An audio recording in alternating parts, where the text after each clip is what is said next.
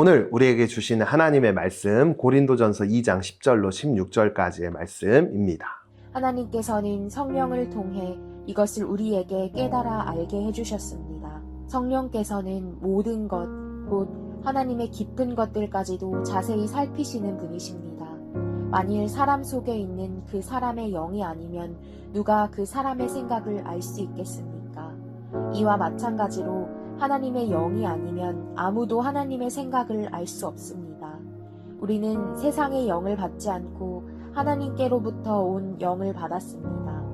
이것은 하나님께서 우리에게 주신 은혜의 선물들을 깨달아 알게 하시려는 것입니다. 우리가 이 선물들에 대해 말하는 것은 사람의 지혜가 가르쳐준 말들로 하는 것이 아니라 성령께서 가르치신 말씀들로 하는 것입니다. 곧 신령한 말로 신령한 일들을 설명하는 것입니다. 육에 속한 사람은 하나님의 영적인 일들을 받아들이지 않습니다. 그에게는 이런 것이 어리석고 이해할 수 없는 일들입니다. 이런 일들은 영적으로만 분별되기 때문입니다. 신령한 사람은 모든 것을 판단하나 자기는 아무에게도 판단을 받지 않습니다. 누가 주의 마음을 알아 그를 가르치겠습니까? 그러나 우리는 그리스도의 마음을 가지고 있습니다.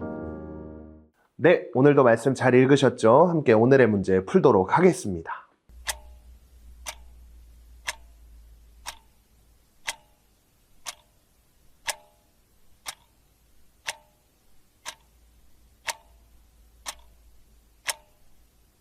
우리가 신앙생활을 하면서 제일 중요한 게 있어요. 그건 바로 내가 얼마나 성경을 많이 알고 있느냐, 내가 얼마나 똑똑한가가 아니라는 거예요. 바로 얼마나 하나님을 의지하며 예수님을 닮아가느냐입니다. 이게 바로 믿음이라는 거예요. 우리가 계속해서 나누고 있는 이 고린도전서를 통해 바울이 계속해서 강조하고 있는 게 있죠. 그것은 바로 세상의 지혜, 세상에서 얼마나 잘났는지, 뭘 많이 가졌는지보다 하나님을 더 의지하는 것이 중요하다는 것을 계속해서 이야기해주고 있죠.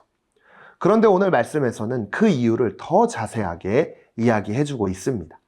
바로 하나님의 마음과 뜻은 성령님을 통해서만 깨달을 수 있다는 건데요. 오늘 말씀을 보면 하나님께서는 성령을 통해 이것을 우리에게 깨달아 알게 해주셨습니다. 성령께서는 모든 것, 곧 하나님의 깊은 것들까지도 자세히 살피시는 분이십니다. 여러분, 사람의 마음도 그 사람만 정확히 알 수 있는 것처럼 하나님의 마음도 하나님의 영이신 성령님만 아실 수 있어요. 그래서 우리가 하나님의 뜻을 알고 말씀을 깨닫고 예수님을 믿게 되는 것도 이 모든 것이 다 성령님의 도우심에 있다는 것을 알아야 합니다. 그런데 세상 사람들은 이런 것을 잘 이해하지 못해요. 심지어요, 믿는 사람들, 예수님을 믿는 사람들조차도 이것을 부정하는 사람들도 있어요.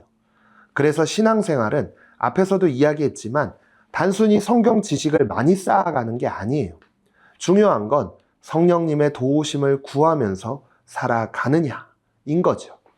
하나님, 제 마음의 말씀을 깨달아 알 수 있도록 성령님 찾아와 주세요 라고 기도하는 것이 정말 중요하다라는 거예요. 그리고 오늘 말씀에서 눈여겨봐야 할 구절이 또 있죠. 누가 주의 마음을 알아 그를 가르치겠습니까? 그러나 우리는 그리스도의 마음을 가지고 있습니다. 예수님을 믿는 사람들은 점점 예수님의 마음을 닮아가게 됩니다. 사랑하는 마음, 용서하는 마음, 섬기는 마음, 하나님께 영광을 올려드리고 싶은 마음, 이런 마음들이 생기게 되거든요. 여러분, 이제 말씀을 마무리하면서 하나님은 우리에게 성령님을 보내주시고 하나님의 뜻을 깨달아 알려주십니다. 그래서 이제 우리는 세상의 방법을 따라 사는 게 아니라요, 성령님의 인도하심을 따라 살아가야 한다는 거예요. 여러분, 그럴 때 어떻게 될까요? 그리스도의 마음을 갖게 됩니다. 예수님을 닮아가는 삶을 살 수 있다는 거, 이거 기억하면서 오늘도 함께 결단의 자리로 나아가겠습니다. 첫 번째, 하루 동안 수많은 유혹 속에서 성령님께 더욱 집중하기 위해 내가 잠시 멈출 것과 시작할 것은 각각 무엇일까요?